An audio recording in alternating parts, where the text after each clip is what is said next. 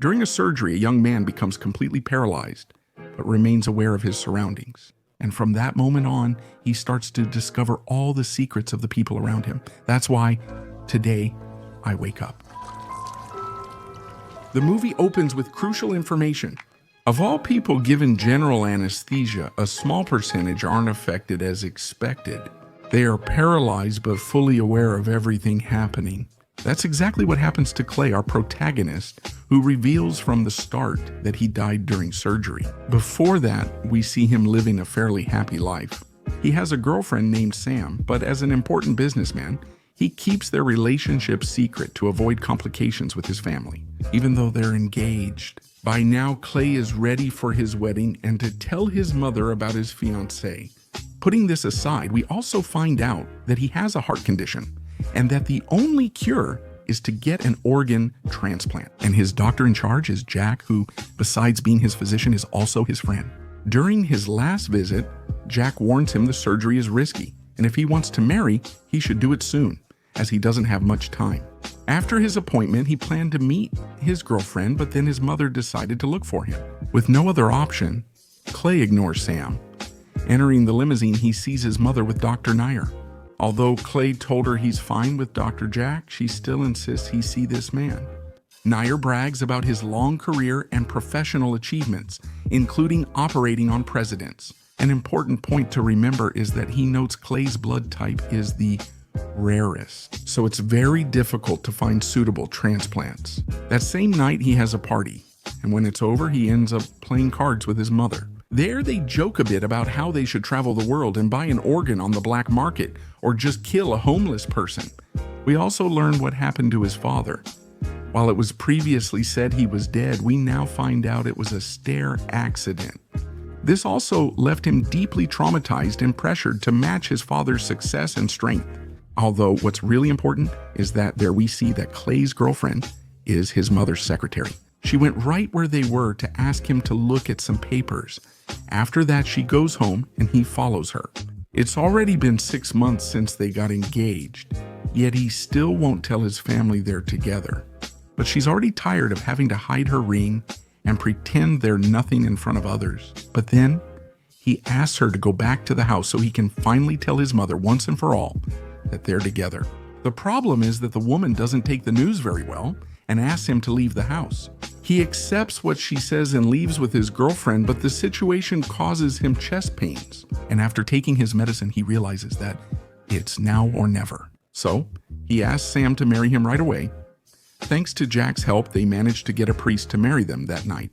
To celebrate, they go to Sam's apartment. And just when they're about to make love, he gets a call telling him they've finally found a suitable heart for his transplant.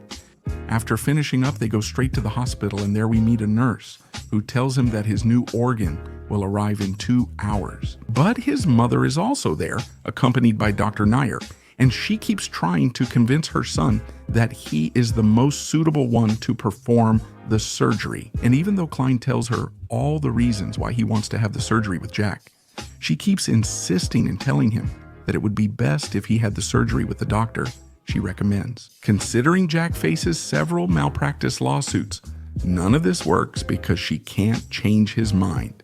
After preparing for surgery, he heads to the operating room, but first says goodbye to her and promises they will live far away together when it's over. In the operating room, we notice Dr. Larry has replaced the team's usual anesthesiologist without prior notice. But they try not to pay much attention to it and start with the preparations, beginning with the anesthesia. While sleeping, he sees Sam on the beach, but still hears the doctor's voices. The worst part is he still feels everything, but can't move. Before starting, the nurse asks if he's still conscious. "Are you sleeping like a baby?" He shows no signs. They proceed with the transplant steps. But no matter how many times he tells himself over and over that he has to move, he can't do it. So the operation finally begins. All of this is a very desperate and above all painful process. And to distract himself, he tries to think about his girlfriend and remember all the moments he spent by her side. But he remembers his father's death and can't focus enough to escape the pain. especially when they keep enlarging the cut they made in his chest. And since that seems to be the worst part, he goes back to using the tactic of remembering his wife. Meanwhile, in the waiting room, we see Clay's and Sam's mothers, who stay there waiting to be the first to know how the operation is going. The mother still doesn't accept her, and things get worse when she sees Sam with the wedding ring. She realizes Sam cares about her son when she sees all his pills fall from her bag. The girl says that since they've been together, she manages his pills and reminds him to take them because she's very angry. She wants the best for Clay, but even though they're sincere, she's not ready to accept them. Back in surgery, the awaited heart has arrived and they're ready to transplant it. But right before they can do it, Larry decides to leave because he wants to get something from the vending machine. Once he leaves, Jack and the doctors discuss their suspicion that the man is a spy. This is because they plan to delay the implant, as they've been plotting something for a while and seem to want to kill their current patient. All of this? Clay's just as confused as we are. Wait, what? Finally, before this news, he moves, or is he just making us think that? Because it turns out it's just an illusion based on his memories. But this helps him see those details he overlooked at the time. On the other hand, Larry meets Sam in the waiting room since she was asking about Clay. She quickly realizes the man has alcohol in his pocket and isn't a regular doctor at that hospital. As soon as she learns this, she goes directly to the operating room and enters, even though an operation is underway. Clay tries to recall what happened since arriving at the hospital when he hears Sam's voice. At first, he asks her for help, but then he realizes that she's involved too. When he remembers that he saw some photographs in Jack's office, where she appeared to be dressed as a nurse. That's why she quickly went to ask if everything was okay, since the new anesthesiologist wasn't part of the plan. That's also when we find out that all this time she had been working for Jack. They planned for her to marry Clay, collect his life insurance, and pay off the lawsuits. Since she had worked with him in the past, and when Jack got Clay's case, he planned everything to get the life insurance of a billionaire businessman. Meanwhile, Clay keeps hallucinating, recalling everything until they remove his heart and insert the new one. Jack now seems unsure about continuing his plan, even preferring jail over killing the young man. After all, they're only doing this for money. Though he tries to persuade his partners, Sam insists on continuing the plan, warning they'll all go to prison otherwise. So she grabs the syringe herself with the substance that makes the new heart sleep. Clay starts crying when he hears this, and as Larry arrives, he hopes Larry notices something is wrong and that he shouldn't be crying. But just when it seems like Larry is actually useful and not just an alcoholic, it turns out he only proves us right. Clay has no choice but to keep exploring his memories, making him realize how obvious everything was. And he, like an idiot, ignored it. Meanwhile, the doctors proceed with the transplant as planned, intentionally causing his new heart to fail, leading to Clay's death.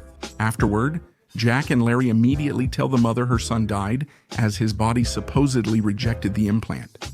This all seems suspicious to the woman, so they tell her son is alive only because a machine pumps his blood. And since there's no other way to save him, she's going to have to sign a permit to disconnect him. And then she tells them to leave her alone for a moment. There, she separates from Sam.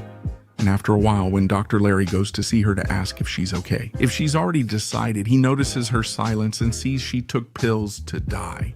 At that moment, the hallucination of her son appears to explain to her that she doesn't want to live in a world without him anymore. And what if what they need for Clay to stay alive is a new heart? With her blood type, she's willing to give it to him. Larry calls the nurses to check on her, but it's already too late. Then they quickly take her to where her son is, so they can do a new transplant, but with new doctors, since they discovered the fraud. Meanwhile, mother and son keep talking. She realized something was wrong when Sam left to get information about the operation. During that time, she checked her bag and found letters with a different name that also revealed Sam was a nurse. After piecing everything together, she realized the girl knew the hospital well. So she called her trusted doctor to tell him everything she had discovered. She planned to commit suicide to donate her heart to her son, but he needed to handle the operation.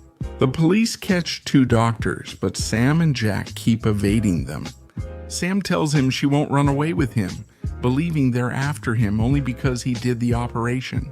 When she leaves, Jack reveals he can incriminate her as an accomplice. Also, her fingerprints are on the syringe used to stop the heart. She tries to stop him from turning her in, but runs away when he won't change his mind. On the other hand, Clay's surgery goes well, despite all the complications.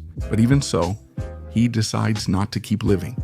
Since his mother died and Sam turned out to be a fraud, he has no one left to live for. But mainly because he's not as strong as his father and can't handle all this alone. His mother reminds him his father was actually terrible. At Christmas, he chose getting high over being with family. Because he was under the influence of Sam's substances, his mother had to kill him and make it look like an accident. The lesson is that Clay must live and not repeat his father's mistakes. Thanks to these kind words and the persistent doctors, Clay returns to life. And to end with a happy ending, they end up arresting Sam and everyone involved in this attempted murder. That was Awake. Don't forget to like, comment on which other movies you want to see on the channel, subscribe, and turn on the notification bell so you don't miss the upcoming videos.